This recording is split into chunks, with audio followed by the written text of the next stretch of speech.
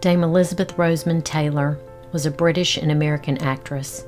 She began her career as a child in the early 1940s and was one of the most popular stars of classical Hollywood cinema in the 1950s.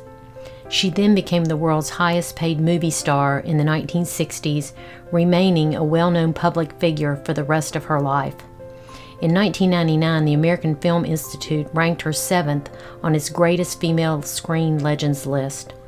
Although she won Academy Awards for her work in Butterfield 8 in 1960. Too much reading. Dear Mrs. Thurber. Well, how's church? Why don't you go sometime and find out? In Who's Afraid of Virginia Woolf in 1965. So wise. All truth being relative. It was true. Beautiful, wise. She was just as famous for her many marriages, extensive jewelry collection, and stunning violet eyes. She was born on February 27, 1932 in London, England.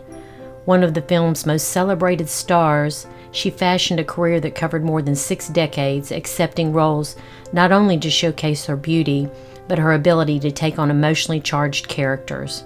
Her parents, both art dealers, were residing in London when she was born.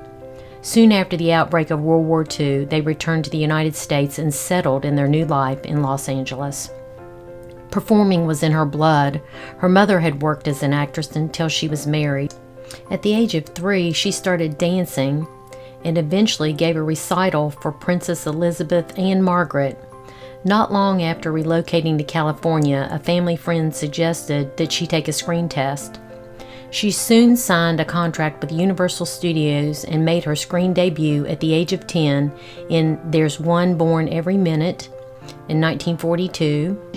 And in 1942, Universal cast Elizabeth in a small role in the low-budget comedy There's One Born Every Minute, opposite Carl Alfalfa Switzer. I'm going to sing a campaign song. She followed that up with a bigger role in Lassie Come Home in 1943. You've let her go. That's what she's done. She's let her go. She's going towards South, Grandfather. She's going towards Yorkshire. Her breakout role came in 1944 with National Velvet, in a role she spent 4 months working to get. The film turned out to be a huge hit that pulled in more than $4 million and made the 12-year-old actress a huge star.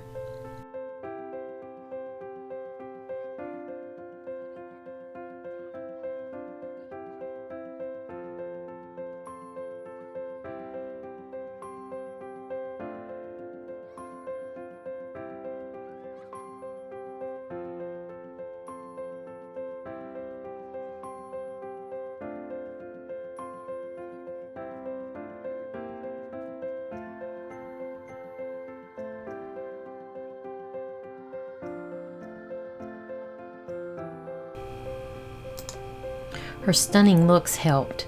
At just 18, she played opposite Spencer Tracy in Father of the Bride in 1950. Yeah. You can send it back. Oh, darling, no one would take that back once they got rid of it. You can send them all back. The wedding's off. Kay, what are you saying? Just that.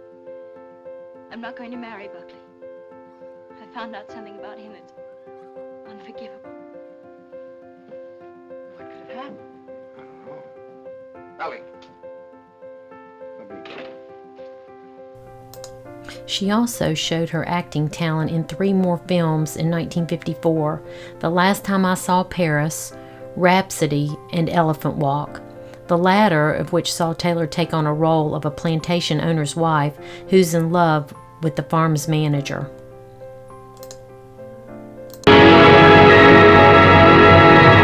Elizabeth Taylor as the beautiful young girl who recklessly loved a man she hardly knew. The dark depths within him a mystery she had still to discover. Here in his vast empire, carved from the exotic and dangerous jungles of Ceylon, she was to find a splendor she never dreamed of. Brought like a queen to share the incredible luxury of his palace in the jungle. a palace where the night was shattered by the terrifying defiance of the great elephant herd. Her personal life only boosted the success of her films. For a time, she dated millionaire Howard Hughes, then at the age of 17 made her first entrance into marriage when she wed hotel heir Nicky Hilton. The union didn't last long, and in 1952 she was walking down the aisle again to marry actor Michael Wilding. In all, she was married 8 times during her life, twice to actor Richard Burton. While her love life continued to make international headlines, she continued to shine as an actress. She delivered a riveting performance in a drama, A Place in the Sun, and turned things up even more in 1956 with the film adaptation of Edna Ferber's novel Giant that co-starred James Dean. I guess you're about the best-looking gal we've seen around here in a long time. I think. Prettiest I think I've seen down here. Why, thank you, Jack. That's a very nice compliment. And I'm going to tell my husband I've met with your approval. Oh, well, no, I wouldn't do that. I mean, well, no, Whew. 2 years later, she sizzled on the big screen in a film adaptation of Tennessee Williams' Cat on a Hot Tin Roof. The following year, she starred in another Williams classic, Suddenly Last Summer. She earned her first Oscar, capturing the coveted Best Actress award for her role in Butterfield 8 in 1960.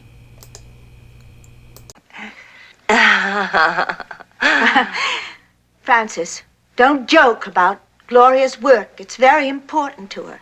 She's one of the few girls of her kind in the city. I pass. Her life was also touched by tragedy and loss. In 1958, she became a young widow when her husband, film producer Mike Todd, was killed in a plane crash. After his death, she became embroiled in one of the greatest Hollywood love scandals of the era when she began a relationship with Todd's close friend, Eddie Fisher. Fisher divorced Debbie Reynolds and married Taylor in 1959, and the couple stayed married for 5 years until she left Fisher for Burton. The public's obsession with Taylor's love life hit an all-new height when in 1964 she married Burton. They'd met and fallen in love on the set of Cleopatra, a 1963 film that not only heightened Taylor's clout and fame, but also proved to be a staggering investment, clocking in at an unprecedented $37 million. The Taylor-Burton union was a fiery one. They appeared on screen together in the much-panned The VIPs in 1963, and then again 2 years later for the heralded Who's Afraid of Virginia Woolf, a film that earned Taylor her second Oscar for her role as an overweight, angry wife of an alcoholic professor. Subsequent years were full of ups and downs for Taylor, but she continued to act. She found work on television, even making guest appearances on General Hospital and on the stage. She also began focusing more on philanthropy after her close friend Rock Hudson died in 1985 following a battle with HIV. The actress started to work to find a cure, and in 1991 she launched the Elizabeth Taylor HIV/AIDS Foundation in order to offer greater support for those who are sick as well as fund research for more advanced treatments. Largely retired from the world of acting, she received numerous awards for her body of work. In 1993, she received the American Film Institute's Lifetime Achievement Award. She overcame a litany of health problems throughout the 1990s, from diabetes to congestive heart failure. She had both hips replaced, and in 1997 had a brain tumor removed. In October 2009, Taylor, who had 4 children, underwent successful heart surgery, and in early 2011, she again experienced heart problems.